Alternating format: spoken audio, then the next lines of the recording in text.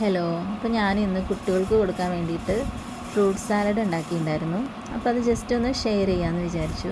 അപ്പോൾ അതിന് വേണ്ടിയിട്ട് ഞാൻ എടുത്ത ഫ്രൂട്ട്സ് ആപ്പിൾ, അനാർ, അതുപോലെ ഏത്തപ്പഴം, പച്ചമുന്തിരിയും കറുത്ത മുന്തിരിയും ആണ്. ഏത് ഫ്രൂട്ട്സ് വേണമെങ്കിലും നമുക്ക് ഫ്രൂട്ട് സാലഡ് ഉണ്ടാക്കാൻ വേണ്ടിയിട്ട് എടുക്കാം.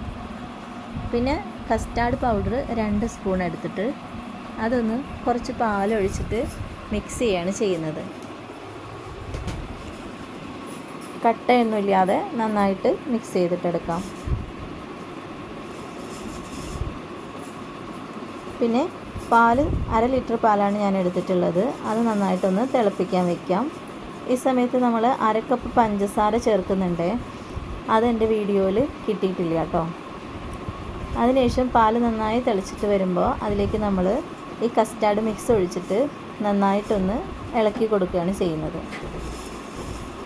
കുറച്ച് സമയം നമ്മളിത് നന്നായിട്ടൊന്ന് ഇളക്കിക്കൊണ്ടേയിരിക്കണം. എന്നിട്ട് ഇത് കുറുകി വരും, നന്നായിട്ട് കുറുകിയിട്ട് വരും. പതയെല്ലാം വറ്റിയിട്ട് നന്നായി കുറുകി വരും. ആ സമയം നമ്മൾ തീ ഓഫാക്കാം. എന്നിട്ട് ജസ്റ്റ് ഒന്ന് ചൂടാറാൻ വയ്ക്കാം. അതിനുശേഷം നമ്മൾ ഈ ഫ്രൂട്ട്സിലേക്ക് ഇത് ഒഴിച്ചു കൊടുക്കാം. ഈ സമയത്ത് നമുക്ക് മധുരം നോക്കിയിട്ട് വേണമെങ്കിൽ പഞ്ചസാര ആഡ് ചെയ്യാം. ഞാൻ കുറച്ച് കസ്കസും കൂടെ ആഡ് ചെയ്തിട്ടുണ്ട്. അത് ഓപ്ഷണലാണ്. നമുക്ക് വേണമെങ്കിൽ മാത്രം ആഡ് ചെയ്താൽ മതി. ഇപ്പോൾ